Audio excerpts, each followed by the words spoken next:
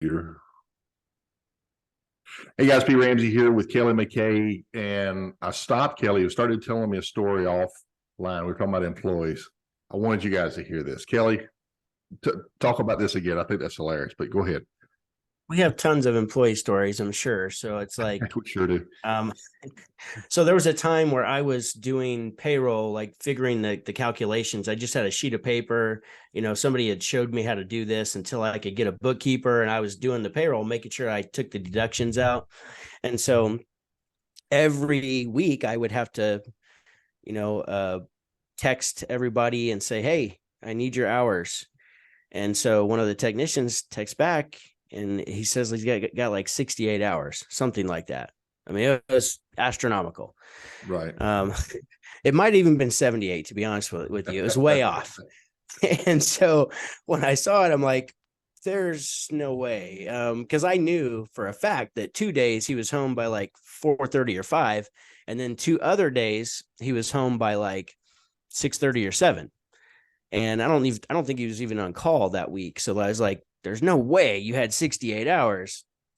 Yeah. So I give him a call and say, "Hey man, I need you to just recalculate, your hours. I just find it, there's no way that you had 68 hours." And I said it like that. I wasn't like, "Hey, there's no way you had 68 hours." Right. Like I was not, right. I was not, abrasive at all. I was very friendly about it. I was like, "Man, can you recalculate that?" Just to make sure. And right out of the gate, do you know how hard I work for you? You know how many hours I work for you? I said, "Man, I know you work a lot of hours. I appreciate it. Like, I just want you to recalculate. I know like Thursday and Friday you were home by like 5 o'clock. So I just asking you to recalculate." Click. He just hung up on me. And so I think it was like the next day. He needed probably had a question to ask or something, but he had to call me, and he called me back. I think it was even later that night. He texted me and said, "I re-added him. It was 46 or something like that, 46 hours." Oh, it's a big difference. And then we had to talk like the next day, and he was like, "Yeah, I'm sorry. I just added those up wrong." I'm like, yeah, I knew he did. I knew there was no way that they had that many hours, but it's just funny how, obviously there was something else going on. My guess is that he wasn't feeling appreciated, and that was never my intention. But I was working, my own 50-hour weeks, trying to keep up, trying to get all the customers taken care of, along with juggling all the other stuff. I was still in the field at that point. And so it's tough to juggle those things, when you're in that position in growth mode before you can, get to a point where you can actually manage and spend the majority of your time managing. But yeah, I've got lots of employee stories, and I've made so many mistakes, and, I'm sure I was in the wrong many, many times. I mean, one thing about me, I'm not afraid to take 100% responsibility, even though if it's icky, sometimes it doesn't feel right. I still take responsibility just because at the end of the day, I hired them for one thing. And at the end of the day, whatever they're upset with, if it has anything to do with me, well, then I look at that as, okay, well, what could I do differently? And if I take responsibility for it, it allows me to not be a victim.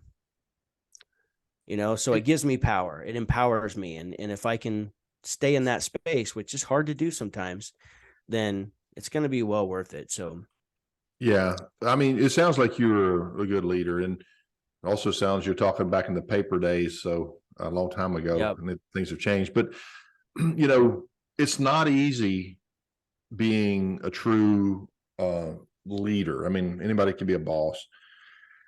Especially, I was talking to a business owner today, and he said that he had somebody give him advice that you need to fire yourself and put somebody else in charge because you're not enough of an asshole, is what he said. And that's what it takes to be a good business manager. And I totally disagree with that. I love the fact that you're asking yourself, what did I do wrong? And what could I do better? And that's not, that doesn't mean you're second guessing yourself. You realize that, we all need to grow and learn and get better. And, we're not born bosses. We have to, it was my first hire. It was hard, at telling somebody what to do. My first guy was 40 years old and I was 26, and I'm telling him what to do, and I'm training him, and that was tough. But when you say tell him what to do, I know you, Pete, because we have similar temperaments, I feel like. And I know you weren't like, hey, I need you to go over there and get that done. It wasn't like that. It wasn't, anytime I told somebody to do something, it was, hey man, can you run over here and grab this for me and take care of this? Or Mrs. Smith called, need to go back, take care of her.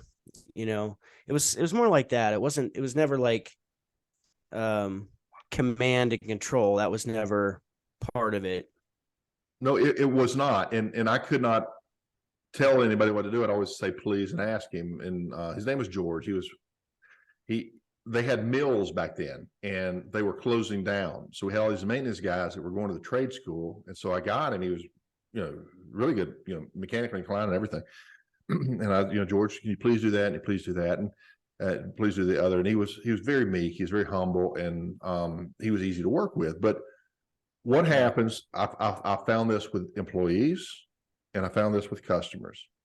When you're really nice and you're really pleased, you're saying please and things like this, a lot of people will interpret that as weakness, and they're going to try to work you, to step on you. And yeah. And like I said before, I'm not going to claim being a victim, but I was overtly nice most of the time. And I feel like that, I'm not going to say that never happened to me, put it that way. Yeah. And you have these moments and it changes the dynamic. And I know I changed because I always thought I was a really good boss, and we did have a good culture and people were respectful. But I can remember being in my office and hearing Randy, he was coming in and he was trying to say it low to, I think it was Elizabeth, but it was one of the ladies that was there in the front. I had like 3 at that time. What kind of mood is he in today? And I was thinking, who's he talking about? Well, he was talking about me. And I asked him, I said, why'd you ask that? I said, I'm always in a good mood. He goes, yeah, right. And I guess over the years, you start to harden a little bit when you get tired of the abuse, and you lose that approachability. But it's required. I think I maintained the approachability, but there was a few times where I really had to just like make sure it was known that this is not going to be like accepted, Yeah. And, I remember having those conversations where, that's not my job. I'm not doing that. And I said, well, if, I'm hired you to come in and help me do that. And if you're not going to do it, well, then I have to do it. It's got to be done. And so if I have to do it, then I guess I don't need you. So, and I had this conversation. When you guys are in the field and you come back and you go to your bathroom, if you notice how clean it is, I clean your toilets. And you won't do this for me? Really? That, but I'd had enough, just like, little prima donna stuff. But, they're people too. And maybe they don't like your guy. He didn't mean that. He just got on the defensive for some reason. Yeah, I know. Yeah, absolutely. It was, I'm sure, an honest mistake. And he just thought I was calling him a liar, but that's not, it's people's perception. I didn't feel like I came across that way. I certainly was not trying to be combative myself. I was just asking him to check it again. But I've had a couple of guys, like I had some guys that like were trying to refuse to work on floor furnaces anymore because they weren't smart enough, to be honest. They weren't smart enough to figure out how to operate a floor furnace or how to diagnose a floor furnace. So every time we have floor furnaces, we just get callbacks. They're just not worth working on. Like they're trying to convince everybody else in the company we don't need to work on floor furnaces. So I went to that one service call, made a thorough diagnosis. There was all kinds of things wrong with it that was being ignored because people were being lazy. Yeah. And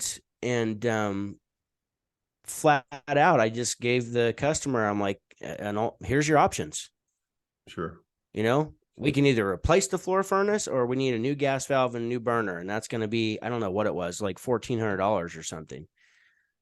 And that was it. That was the end of that service call. It should have been fixed the very first time that we went out there. That's all it took me, one time, to go out there.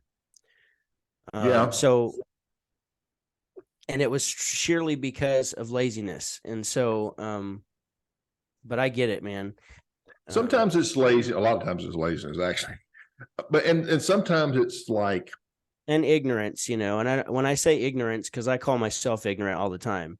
yeah, Because there's lots of subjects that I'm ignorant over. I don't know anything about them, or I know very little. And so, current events, for instance, and so I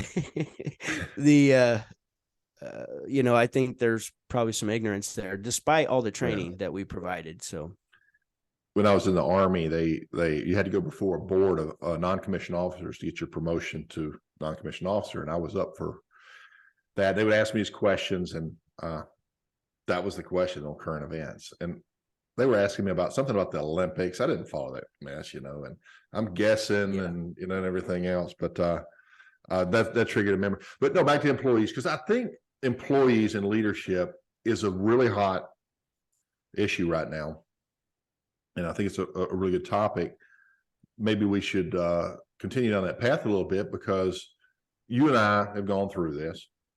And I remember having some people I work with say, yeah, my guy told me he wasn't going to hook his gauges up to that unit, or whatever. And I'm like, oh, you're not, are you? This is the old Pete coming back saying, again, if you're not there when I need you, I don't need you, and we've seen this shift to where these individuals that are, younger and things like this, not all of them, obviously, there's some really good guys out there, but there's a lot of this stuff that they're just trying to build. They want to build the whole business around them somehow.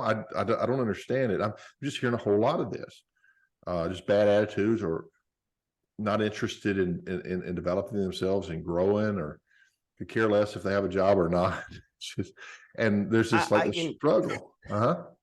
Excuse me. I can tell you what I saw a few times is that, and I think people are dealing with this right now. Some, not all of them, but some, is you have people complain. People complain all the time, and we talked about this a little bit about not making enough money, when most of the time it's what they're doing with the money they do make. However, let's just say that maybe they are, strapped financially, and they're actually budgeting their money and paying attention to it.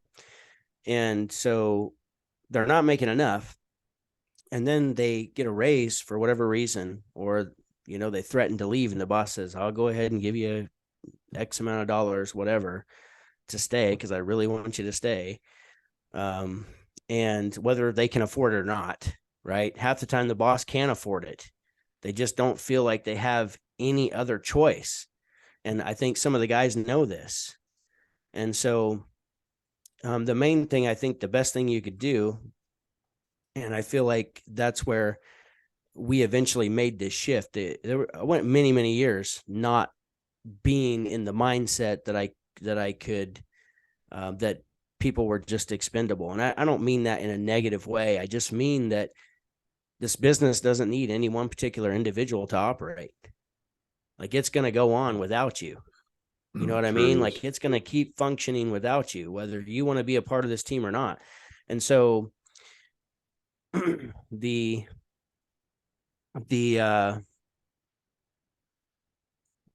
thing is I can't remember what I was saying. I just lost my train of thought, but one person is indispensable. I got it. So like, they don't make enough money, but then they make enough money, they climb the ladder and they get to this point where they're making a lot more money. And now all of a sudden, like, work's not nearly as important as it used to be. because they Yeah. have extra money. So yeah, Now they're not driven. Now they don't have the ambition. It's like once their basic needs are a little bit over the top, little bit more than met, it's kind of like somebody, if you won $2,000 in the lottery and then you take 3 days off from work next week. Like that's the mentality that I see everywhere. so I That remember makes that sense. being addressed. It was in a sales training program. And I can't remember who, I think it was Tony Robbins was talking about this way back Mhm. in the day. And he said that certain salespeople that they'll go out there and they're hungry and they're trying to get their commission. And once they've hit that quota, they'll Oh just yeah. go home, turn the lights off, and go into depression. And it's because they're coming from a place of necessity where the pressure is external and it's not an internal motivation that is. It's about the money. When it's not about the money, you just want to you enjoy They what you have a do. they have a thermostat, a financial thermostat that everyone he, talks about. he coined that, and that was part of that example. Yeah, he says you have to, you got to recalibrate your thermostat, and it's kind of funny to use that metaphor, but exactly. And when you're a leader and you're dealing with people, you come up with all kind of stuff. And most of the time, we leaders, we're dealing with our own hangups. You're deep into personal development. I know you understand this better than most, and can elaborate in a number of areas. But we need to be fixing our baggage and improving ourselves because we all have it. But as a leader, we kind of have to help our team get their mindset right. Oh yeah. I listened to We have to help them get clear on what it is that they want. Because well, once you know what you want, yeah. then that's part of the, driving force that helps you remember why you're getting up and going to work every day, keeping that top of mind. So there's Andy Friedman or something like that. He's the guy that developed. Frisella. Yeah, he developed 75 hard. A Yeah. video of his came up in my YouTube feed yesterday. So this is why this is top of mind. Yeah. And he said, if you want a quality of life, and it's no matter what you're doing, he said there's three key components. Number one is you have to have a sense of purpose that is beyond serving my own needs. I'm doing for others. And this is important to me. So having a sense of purpose. The other was a sense of gratitude, being thankful for what you have. Because, I mean, I've lived in other countries. I'm here to tell you, it's not the same around the world as it is in the United States. Oh, without question. Yeah, Yeah. you've been there too. But I've actually lived there, and I've had these guys in my house, and I taught the air conditioning guys, and the guy that worked on the washing machine and stuff like that. And it's interesting. And guys, we have it made. So there's gratitude. But the other thing that was really surprising was self-discipline, taking control of the things that you can control and keeping yourself accountable to them. And whatever that involves for you. And it could be exercise and diet or alcohol or whatever, but those three blended together, according to him, really can enhance your quality of life. And if you hate what you're doing, it's hard to stay motivated, with that. But if you can find that sense of purpose in there, right, and discipline yourself to grow, and so that you can get that next level, and be grateful for what you do have. I mean, think about all the people that went under during the COVID mess, and here we are in HVAC. Oh, yeah. We went to another level. We've got a lot to be grateful for. So We didn't go to another level in my company. It was not like that here. well, It was not like other parts of the country who just exploded. It was not like that here. Okay. Because we were essential. We, at that time in HVAC greatness in the group that I had, we were doing these presentations. You were part of the training part, but afterwards we did one on the PPP program with with everything that was going on. Yeah. And we had Gary Alex come in and talk on it a little bit. Weldon Long came in and talked about, some of this stuff. And we had a lot of people that were coming in. And from that, we had a couple of mastermind groups that spun off. And we saw about everybody have better, improved years. Not everybody, but for the most part. And you're right. It depends on, what markets you were in and everything else. I'm telling you, we couldn't even hardly get a like even a service call scheduled. Crazy. It was crazy for a little while, Yeah. but then, eventually it calmed down a little bit, but it's the Midwest, man. I'm telling you, things are different in Wichita, Kansas. That's all I can tell you. My experience. Nobody believes me. Nobody believes me, but I'm telling you the truth here. It's just different here. And so, one of the things that I don't know if I've shared this before, but the three things that you were just saying that makes somebody like want to get up and go to work or strive to do more and have some ambition in life. One thing that I heard was that there was three major components. Hopefully I can remember them all. The first one is that you have a sense that you're not, almost like not worthy, or you have something to prove. Imposter syndrome, or no? No, that's not the word for it, but it's more like, I don't know what the word for it is. I do know, like, psychology wise, it would be like a lack of self-respect. Like you don't feel worthy. Okay. You don't feel worthy, which means you have a lack of self-respect, which, so there's a part of, like, this is a 3-part, then the second part is that you believe that it's possible. So you believe, but yet you still feel like it's almost a yin and yang, like two opposite sides that actually drive the machine. Yeah. And then the third part, it's like a conflict. And then the third part was delayed gratification. Yeah. I mean, you want to become more successful. That's huge. Anybody, delay gratification. Stop going out and making emotional purchases. Stop, just allowing your emotions to run your days. It's kind of like that phone call that I shared in the beginning. That's at that time, during that situation, the emotions overtook the brain there. Yeah. And again, it goes through their little filter based on their insecurities, and they go on the defensive. And that's, we all process information differently based on our experiences or our insecurities. Maybe we don't feel like we're good enough. And I think, everybody deals with that to a certain degree, unless you're just pompous, arrogant, such and such. And even they in many cases struggle with that. But yeah, so we've all got that. Yeah. Yes, sir. Typically it's the people who are the most combative have the lowest self-esteem issues. Yeah. It's almost guaranteed. If they feel like they need to yell at you every time they turn around, it's because they feel about this big. And it's, programming, it's how they grew up. It's, stuff that, they probably need to see therapy about or do a lot of inner work, There's so much information out there, Kelley. Yeah. Oh, I know. You can literally reprogram your brain. Like I'm a huge supporter and proponent. Yeah. Like I 100%. You can absolutely.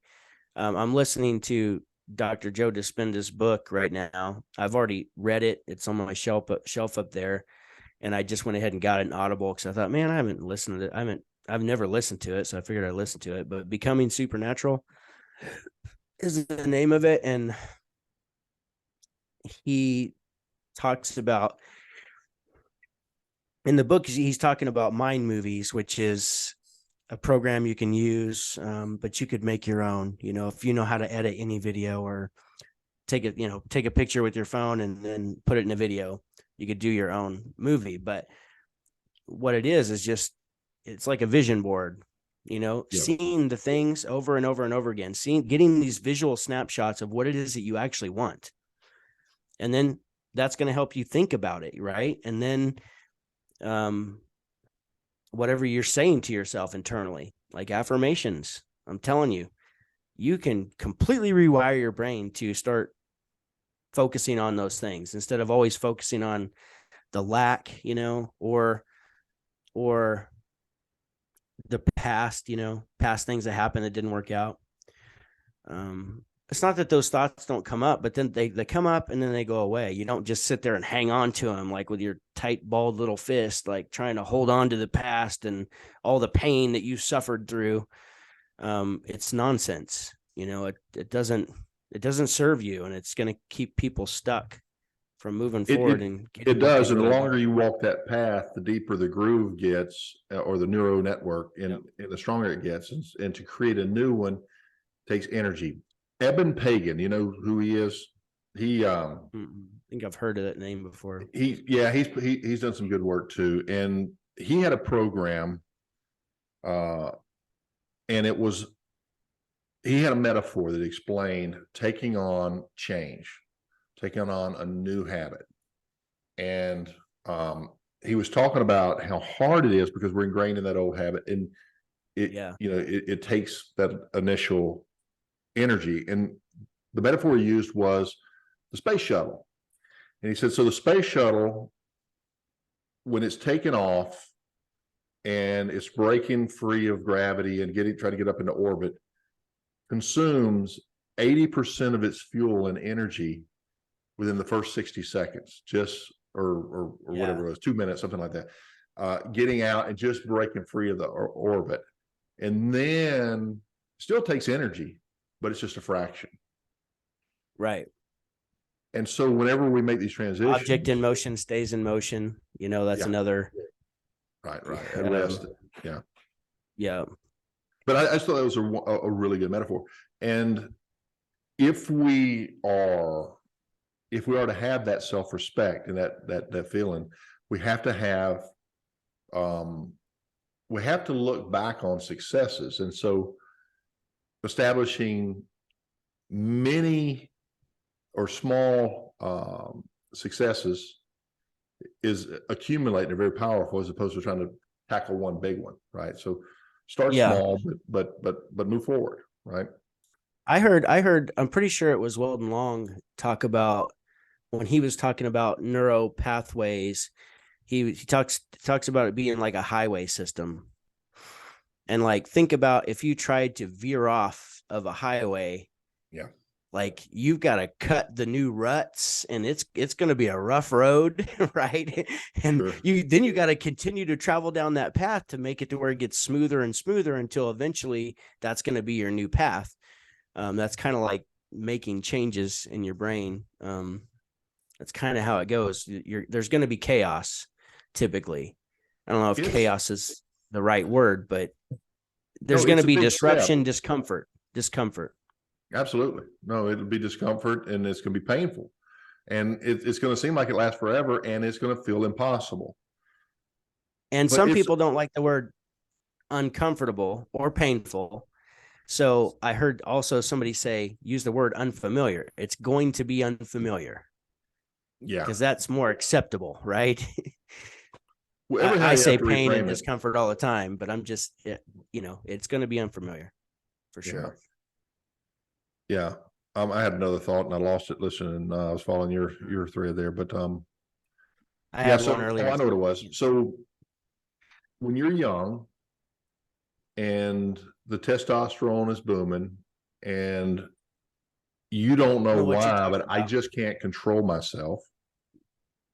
There's a transition to where you start to realize that instead of being a slave to your impulses, it doesn't have to be that way. And you can literally change that, exactly what you were talking about.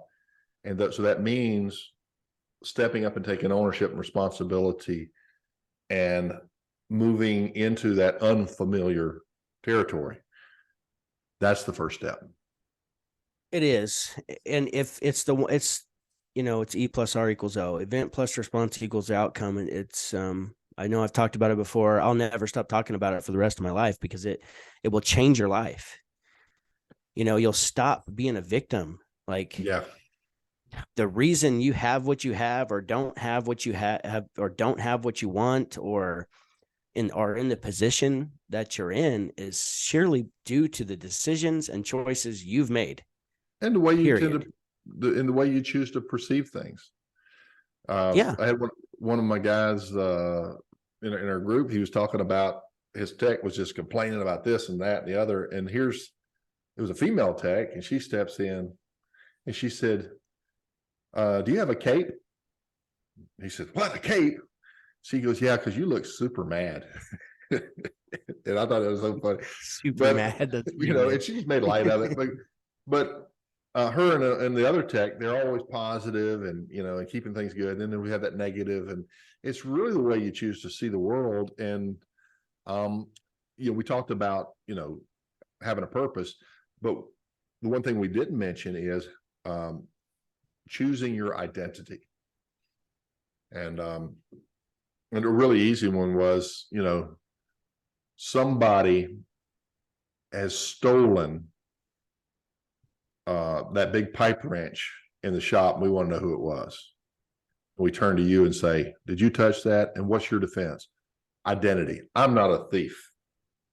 And when you establish that you are something and you're not something, everything falls into place.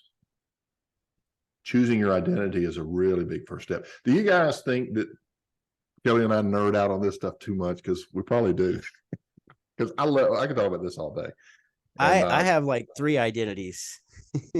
yeah, 3 identities. When I was that's fine. when A blended identity. I'm in Sure. the trenches, when I'm in the trenches and I'm like, working myself to death, like, you know, it's like, Merv on Sin City. Have you ever watched the movie Sin City? And Merv I is the remember big it, but tough guy. yeah. His character's played by Mickey Rourke. Okay, know who he is. It's really good. If you haven't seen just the first one, Sin City, it's really good. Yeah. And well, I was like Mickey Rourke when I'm like in a zone, and like, you're not gonna stop me. I'm badass.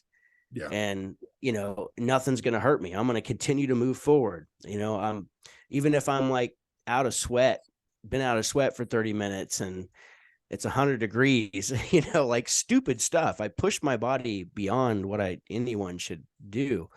But you just couldn't stop me. Yeah.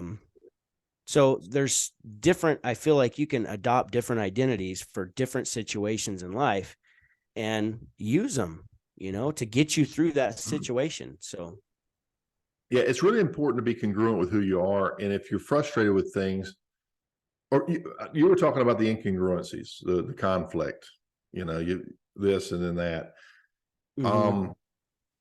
If you've ever done any of this inner work and you I don't know if we want to go down that path, you reduce it to the ridiculous, something in your brain changes and you no longer have that. So maybe Kelley said, well, I could never be a salesman. And that was his belief. And I know it's not, but in this example, I might ask Kelley, well, why can't you be a salesman? Well, it's not my personality type, you may say. Well, what personality type is that? Well, I'm just too nice of a guy, and I'm just too much on the side of the customer to sell them stuff. And so, is selling stuff bad for people somehow? No, it's, are you hurting people? Are you taking, or are you helping? Well, no, we're help. So you take it down this path. People of your personality type are never in the history of sales successful as a salesperson. Well, I'm sure they have been, but so so you just reduce it, and at some point you're going, why would I even believe that? And so these are little exercises that you can do to make those little minor shifts. But I've got all kinds of analogies I use to help shift people's minds out of that, because there's a lot of people stuck in that. Like it's a ton of people, and it's like when you're in high school and you're shy. If you were a shy type, some of you aren't. you know, if you're shy and then there's all these pretty girls, oh, she'd never talk to me. Then you go to your class reunion 10 years later and they all had a crush on you and you never knew, you know, uh, the potential's there and we just don't see it in ourselves sometimes. We're our own worst enemy. Mm-hmm. I love using those analogies because that's something we all us guys can understand, gals too, obviously, but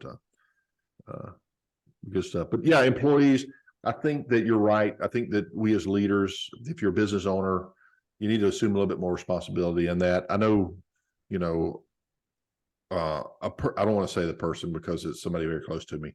It confides in me regularly in his challenges at his business, and quite honestly, it's management is way back in the day. They're behind, and they Yeah. admit they're top heavy, and there's issues there, and they're about to Yep. lose this kid, and he's burning. He wants to learn. He wants to grow. He wants to, you know, and they're about to lose him.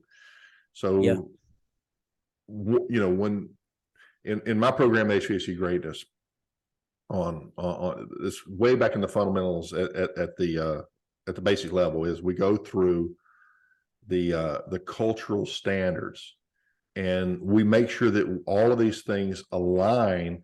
And as a leader, ultimately, as we develop that, we got what the customer is motivated by, we got what the business is motivated by, but we expect the employees to just go out there and satisfy our motivations because, you know, we're the company and we're going to make all this money, and employees thinking, yeah, I'm still making $19 an hour or $20 an hour or whatever, right?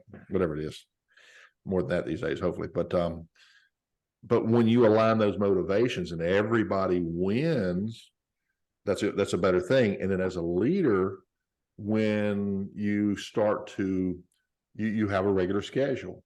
Every quarter, we come in on the 1-on-1. Hey, Kelley, you know, you've been with us for 6 months now. You're making really good progress, right? You know, and then start having this conversation. You know, how do you like it here? Are you having a good time? Where would you like to see? What are you struggling with? Would you like some training on some areas? You know, where would you like to see your career go? Yeah, I tell you what, we've got a need to get somebody trained up in this area over here. Would that be of interest to you? You know, and so no, let's go ahead and give you that raise. Let's set you some new goals. We'll come back here in 3 months. And yeah, you're going places and we want you here. We want you happy. So and dude, when you start being a leader and actually involving your people on a regular basis and listening to them and asking, what could we do better? How can I help you do your job better? If I've been letting you down, is there any problems? And, you know, give them a chance to speak. We did. A lot of people don't think about doing I mean, we did because I just learned about it, but do a management evaluation or like a management. So basically everybody anonymously answered, 10 questions that we had for them. It was just like a poll, and there were questions like, what do you not like about your manager, your management? What do you not like about, this or that? What do you like about this? So we could get to know like what's going on, just to try to get better. That's the whole purpose of it, just to continuously get better. Once a quarter, as far as like meeting with every single person, like I feel like it should be a way more often, right? Like once a month. I didn't do it once a month, but I feel like it should be. Just for that constant, continuous. Yeah, I think the continuous, like making sure they understand, like we're here for you and all those things. Yeah. So there's the one-on-one meetings. There's the departmental meetings, there's the team meetings, there's the company meetings. And so you can spend a lot of time doing that. And I think that if you have that healthy balance, it kind of pulls everybody together, not just you and that individual together, but it kind of creates a better culture if we're all doing this kind of together. And we're all having these conversations. I had a box, an anonymous box with a padlock on there a suggestions box. And some of the stuff that they put in there was, most of the time they're just being smart alecks. Yeah, that's good stuff. But I think we're going into a time when there's a disconnect. We don't see a lot of young people very eager to get into the blue collar trades. I think I mentioned this maybe to you or somebody else not too long ago, but my guy in Miami, he had this kid and he was coming along pretty good, and up one day quits. He said he's making more money driving Uber and this is a lot easier, and that's what he decided to do. Now, is that a long-term good decision? I don't know. No. Yeah, I had a guy quit because UPS was hiring, and it was like seasonal. It was like just for so they were paying extra for the season. And he was a brand new hire. Don't get me wrong. I mean, he hadn't been with us for any amount of time, but that was a bad decision, And now I think I'm still friends with him on Facebook, and I just see him hopping from pointless job to pointless job, still no career path, no nothing. Right. So I in my mind, I feel like that's not a good decision. Can I just share with you, can I just share with you what, knowing what I know now and then having time to reflect, what I would do differently is I would keep my office staff down to a very bare minimum, just what we need to get by. So I would have cut some office people because we were always overstaffed in the office. Part of the reason is because I wanted my freedom to be able to do whatever I wanted to work on. If I wanted to build a course for myself, for my side hustle, then I wanted the freedom to be able to do that. Now, most of the time, I built several courses during the workday, but the majority of the time I was working on, business stuff while I was there at the office. But if I was going to do it again, I would cut the office staff, go ahead and take on a little more responsibility at the office myself.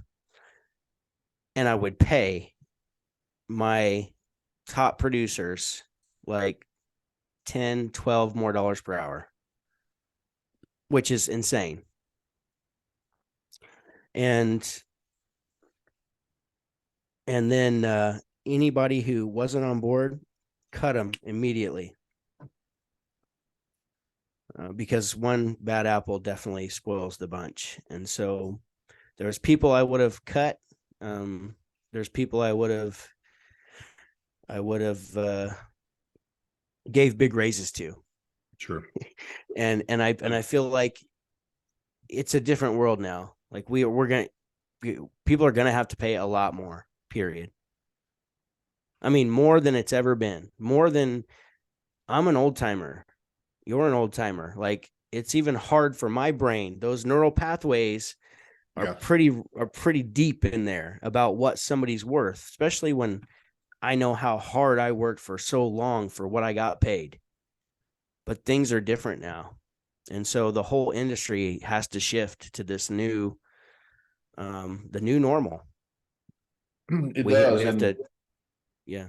And that money piece. So I've got a customer in a big city. I won't say, just because I don't know if he wants to share it or not, but he was like, sure.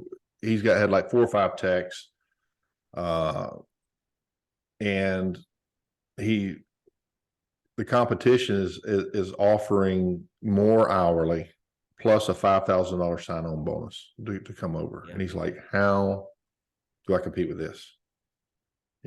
And I mean, you get what you pay for. If you are hiring strictly on money, it's kind of like getting those customers who do business with you just because you're the cheapest.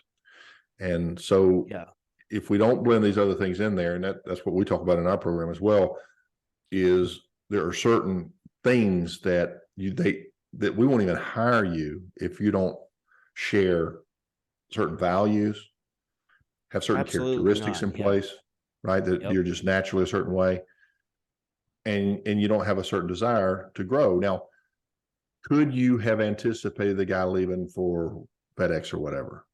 Probably not. But what if now, these days, we look back and say, there's a simple personality test that we kind of give to see what kind of personality they are and see if they kind of fit for that role. And within there, we can get some sense of is this the kind of person that wants to improve themselves while maintaining a balance of, I'm not just about me, but I care about others. So I'm not going to do this because the boss needs me, or I'm not going to short the customer because I have a conscience and I want to, they paid good money. I'm going to do a good job. So it's not just about me, but by the same token, I am important and I want to grow. And so what if there were a test and a personality test? We've seen the DISC test and what's the other one, the big one, several of them around there. But what if I've never even used any of those, but I've got a killer hiring process that really vets people. It's literally just I mean, you people talk, and if you get them talking, they're going to tell you everything about the good, the bad, the ugly. I mean, it's crazy the stuff that's come out of people's mouths sitting in an interview before. Crazy. And they don't even realize what they're saying. But me as a boss, I'm like, there is no way I'm hiring this dude, Oh yeah. I'd love to coach a tech before he goes in an interview. I'd make sure, he'd get the job because I think like an owner. You think like an owner. Yeah. But they're they're not thinking. They're just on impulse. No. And that's good. I mean, you should have that structure in there, but for a lot of us business owners, we don't really understand the psychology and we really don't know what to ask and things like that. We need help. We need some training. We need some guidance. And that's what this stuff is all about. In today's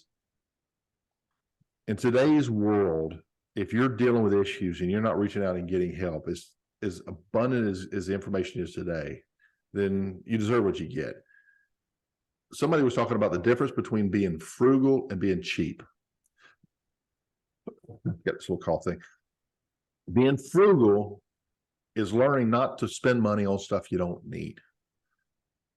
But being cheap is cutting money on something that you do need. And that's what you want to avoid. So be frugal, but don't be cheap. If you need it, do it right. So frugal equals delayed gratification. Don't buy shit you don't need. That's a universal truth. Anything that you can put off, the longer you can put it off, there seems to be a direct correlation with the bigger the payoff in the end result. Totally. Yeah.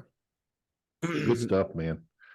And I almost went like too far with that. So, I mean, I don't know how many vehicles. I think overall I probably bought 13 or 14 vehicles, maybe more. I think more, like 15 or 16. And so been there. Like the very first little truck that I bought. I mean, first I bought a van, then another van, then a little truck. And by then I was learning all this stuff. And man, I just had literally no emotional feeling when I bought the truck. Like at all. I wasn't excited. I was just nothing. It was weird. And every vehicle I purchased after that, I had the same effect. Like I just don't get excited about, even though the business is growing, it should be exciting. That part, like it should be, I wasn't sad about it either. I just was neutral. So I know it's weird. And it's interesting. You may not have an emotional charge, but that technician who gets that new truck will. I had one just the other day on our coaching. He says, man, I remember when I was a technician before he started his business and I got this new Transit. And he was like, I was excited to go to work again. He said, man, oh my God, it was nice. Right. I would have at least the mid-roof Transit if I'm going back in the field. 100%. They are so sweet. Yeah. Like I can stand. I'm 6'2", and now you're 6'7" or 6'8", however tall you are. 6'5", but thanks anyway. 6'5", that's still pretty tall. And so, like, even you could probably, I think you could still stand up inside of one of those, the mid-roof Ford Transits. It's just nice to be able to stand up instead of always being on your knees, like, leaning over the side door. I know. I remember when I first started having a little bit of knee trouble, I opened up my side door, put my knee in, reached in to grab something off the shelf, and something popped in my knee. Oh, yeah. And then I had like a huge bruise under my kneecap where all the blood like went under my knee. It was like a blood vessel that burst in there. Oh man. And from that point on, I was like scared to get on, I used my knee pads like Yeah. constantly after that. So, Yeah. I had a pair of knee pads. I but it wouldn't was wear too them. late. My Yeah. knees are Yeah. pretty wrecked. So, Oh too yeah. It's many like base. we didn't use safety goggles. We didn't use gloves. We just free on burns, keep going, you know. Yeah. Uh, in hindsight, we did a lot wrong. A Oh, lot a of stuff. ton wrong. Yeah. But I think you're right where everything's going with it, with the higher pay and everything else. But the techs are all talking. You make a lot more money if you just quit and go work. They're offering big money over here. So they've learned Yeah. that if they'll job hunt, they keep getting raises as they go move around. Yeah. And when I say just, pay them a bunch more money, we still have to make sure that it's within like the KPIs that we're searching for.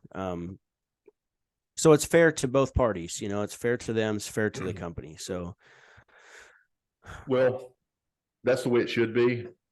But yep. there's everybody's kind of, not everybody, but so many young technicians are hoping for that job that they can just go in and they just don't have to put forth. They don't have to. They really don't have to carry their load to the level that somebody like yourself would ask them to do, because you understand your numbers, and they just kind of like being a maintenance guy for the, I don't know, a federal building. Great money, great Yeah. benefits. Just kind of walk around. I'm just going to say no comment because I'll just get in trouble if I say what I'd like to say. So, Uh-oh. or I get attacked. Yeah. But yeah, you're right. There's everybody wants to work less and make more. And it just, my old way of wiring and the way my brain works, it just doesn't work that way. I get it that you got to work smart, not hard. I totally get that, because I just worked stupid and hard for many, many years. But so I get that. Like, well, I did too. But there's a certain amount that you do have to go through to get good. Like you got to push through some tough jobs, like multiple tough jobs, in my opinion, to just get good, to have enough grit, to have enough, the whatever it takes to get something done. Because let's face it, heating and air conditioning is tough work. Like doing a full system change out in a basement or wherever in an attic, it's tough work. It takes a lot out of you. But it doesn't have to be as much. Not today. I had a customer when I was at Lennox back in the day. He was 72, 73 years old, little wiry engineer type. Yeah. And he would change like compressors on those, real tall condensing units, the Signature series. And he just moved real slow, and he set up like this winch tripod thing that he made, and he had the come along chain, and lower in there and hook up and raise it out, and he just slow but steady. I remember him he got killed years later. He was in a car wreck, but he just loved heating and air. So if you really want to be good at anything, heating and air conditioning, business, or whatever, learn to love it. Learn to enjoy it. Because whatever you love, you tend to be good at. But if you're still doing it at 70, you better love it. Yeah. Well, he was self-employed, he was, didn't have any employees, but he did really good work. Just decided to do that. And but there's a lot of good people out there that do good work, and there's a lot of people that are they're just in it for the money. They're just in it for themselves. And I think with the economy taking a dip, we're getting ready to get a shakeup. So dial in on your values, dial in on what's really important. The money will come, and stick to your guns. Don't be taken advantage of if you're an employee, but learn to communicate. And if you're an owner and you just can't make it work, there is a way to make this work. You're just going to have to get to the bottom of it and get some advice. get in a peer There's group, get lots a of ways. coach. There's lots of ways to make it work. There's lots of ways to coach people up, or coach them out. It's one or the other. Like find them a seat on the bus, or move them to a different seat on the bus, or kick them off the bus. There's a ton of ways that you can, tackle the complications, or I shouldn't say complications, but the challenges that come with, becoming a leader, becoming a manager. And a great deal of businesses who stay very small, I'm talking like 1 to 3 people, it's because the owner just does not have that leadership mentality. They don't have the management mentality.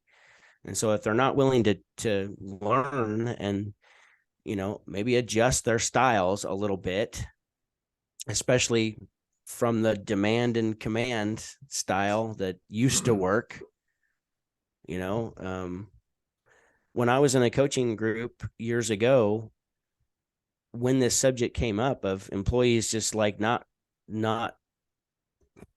like getting in line and doing what they're supposed to do, they would talk about it on the coaching calls. Get rid of him.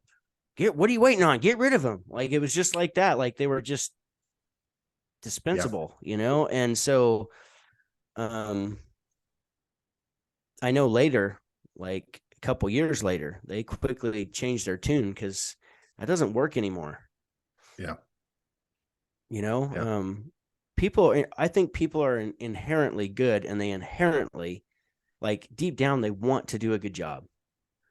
And so that is true. You just have to look for it and then find ways to help them do a good job. So when you take a customer and you're going to sell them a piece of heating and air conditioning equipment, and they have a belief that it really doesn't matter which contractor I use, it's all the same equipment. I'm looking for a Carrier or a Lennox or a Trane or whatever. And so if I'm carrying that mindset, no, you and I know it's not, but they're carrying that mindset. They get all the way to the end, and you're laying out your proposal, and we'll think about it. We'll let you know. It's their ignorance, to use your word, their lack of knowledge and understanding of that, will not allow them to make an intelligent decision because they don't have all the information. Now, if during the process from the very get-go, we understand that this is common out there, and we use third-party information, and we talk about that North Carolina Alternative Energy Corporation study they did back in the day, and they found that out of 10 brand new systems installed, one of them got installed right, and 9 out of 10 had some kind of energy wasting problem, improper charge, airflow problems, air restrictions, undersized return, all these different things. And we talk about what a proper installation is. And so you're part of your process, you revisit this. And then a little bit later, you revisit a different aspect of that. By the time they get there, if that objection comes up, you either can't get through to them or you didn't do your job. And so I think it's similarly with employees. They come in with this mindset. They have no idea of what you as a business owner, what has to come together in order to keep them employed and get them the money that they want. And until we give them that education and include them in that, there's going to be a disconnect. And they're going to do what they think is right. Half the supply houses out there, half the supply houses don't put the prices on their sheets. So if a technician has to pick something up or a piece of equipment, that way they can't see how much it is, which is ridiculous. But I know why they do it, because the technician says, hey, this is an $800 coil. It's an $800 coil. I'm installing this for $2,800 or $3,600. Holy cow, they're getting rich off of me. Yep. I mean, that's their immediate thoughts. But it's because they don't understand it. But it was mine. Even if you, I'm here to tell you that, if this is why you just pay them as much as you can and still make money. I mean, you have to take care of the business first, But the people who are out there on the front lines, we got to pay them as much as we can. That's my new, that's what I would do if I was going to start all over again, because the bottom line is you got to have a team, you got to have people if you want to grow and expand, and you've got to duplicate what you do in order to increase the possibility of what's possible. Otherwise you just stay stuck. And if you pay them enough, then it makes it really hard for them to leave. Yeah, that's entanglement. There's multiple currencies. It is. There's multiple currencies. Okay, they come in and do this work for you, the owner. You give them money. That's one currency. And that's the key currency. That's why we do this kind of stuff. But sometimes you need more than money. Sometimes you need the currency of recognition, the currency of appreciation, currency of belonging and being part of something. And so once you identify what those are and you learn to create a culture that not only delivers that, but a process that allows you to employ people that are looking, the money's important to all of us. And I think you're right, 100%, Kelley. You got to pay them well, but we got to pay them in these other currencies as well. And if you get that right, if they ever leave, they will be back. They will be back. You got to create. Excuse me. Yeah, they'll realize just how good it was if you can do those things, for sure. But what you were saying about the sales process, this is with any sales process. When I went to go test drive my car that we currently drive, we got in and we get like 6 blocks away from the dealership, and the gal says, "Has anybody told you how we do business here?" And I'm like, "No. Go ahead and please tell me." She's like, "Well, we negotiate the price before we purchase the car, and we just pass those savings right on to the customer. So there is no negotiation at the end," because that's probably their main objection that they always have to deal with. So we have main objections too. And the most common ones are, I want to think about it, brand, sometimes price, and 3 bids. Like, I want to get 3 bids, or I need to get multiple bids, whatever. And so, yeah, throughout the sales process, you have to be closing, the way Weldon Long describes. You got to close those doors because they're trying to escape down the hallway, right? But it's true. And so that's what that gal did when I took that test drive. She was closing that door because she didn't want it to come up at the end when it was time to talk about the money. And if you don't talk about these things before it gets to the end, well, then you're going to get, well, we want to think about it, and Right. I got a car story for you too. I just have to share because it was so good. You do have to handle the objections. That's part of the process, but you also have to create desire.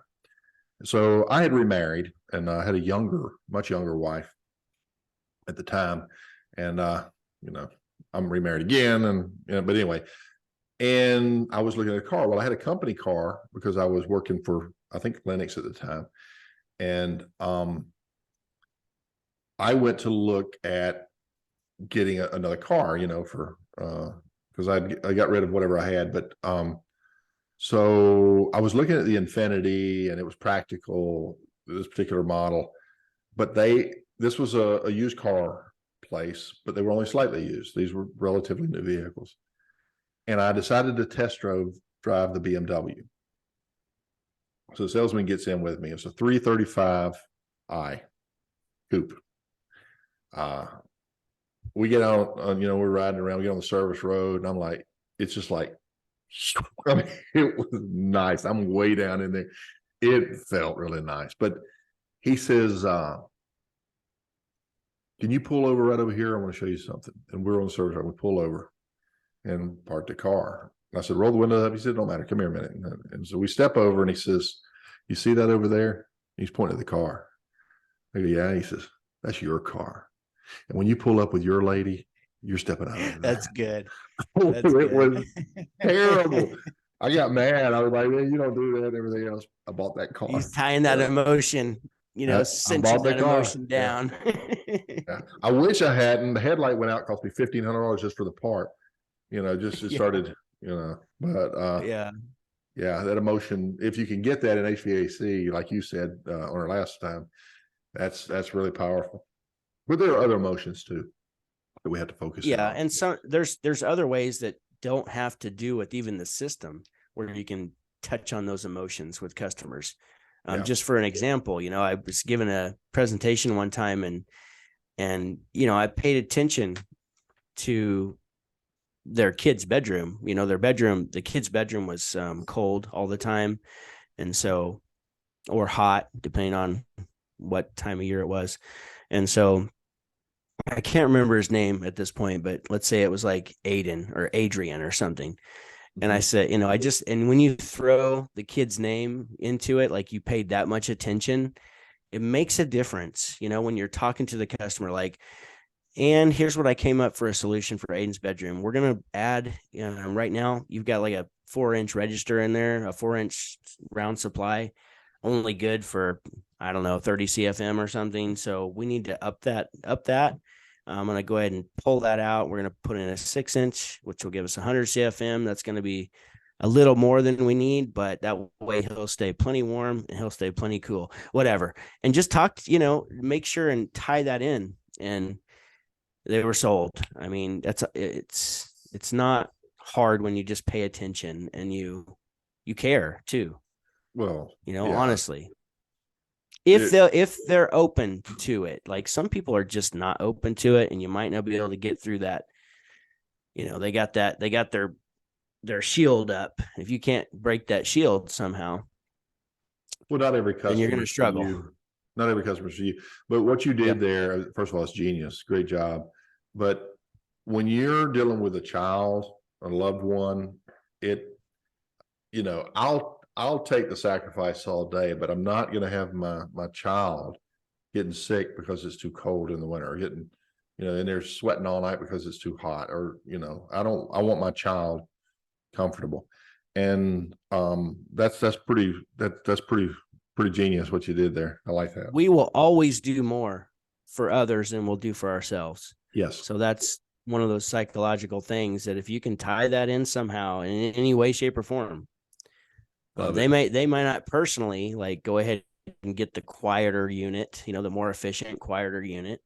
But if their daughter complains about it because it's right outside her bedroom, they'll do it for their daughter. So absolutely. McDonald's built a business on that. So, and that's the thing too, is when you notice those things, like here's the air conditioner out here, it's right in front of this bedroom window. Whose bedroom is that? You go in, you find out, even if it's like a detective, that's silently. Right yeah, that's experience talking right there. It takes a while to pick up on those things, but absolutely. Well, Kelley, we started off talking about employees and we ended up talking about sales, but we covered a lot in the middle. I think we've gone through about an hour. We had a technical glitch there, so I'm not sure the time, but we got to be close. Yeah, we got to be close. Yeah. Well, great job. So you guys, we appreciate any comments you guys make if you stuck around this long. And if you want some topics discussed, we can go deep. We'll talk about whatever you want. This is all about you. It's about our business. We want to share. We've been there. We can help you on your journey. That's what it's all about. That's part of our purpose. Help others. We've helped ourselves. Yeah. Please leave us a comment below. Something you want us to talk about or a question you want answered. We will be glad to do so. Okay. Awesome. You guys be safe. We'll see you on the next one. Bye-bye. See ya.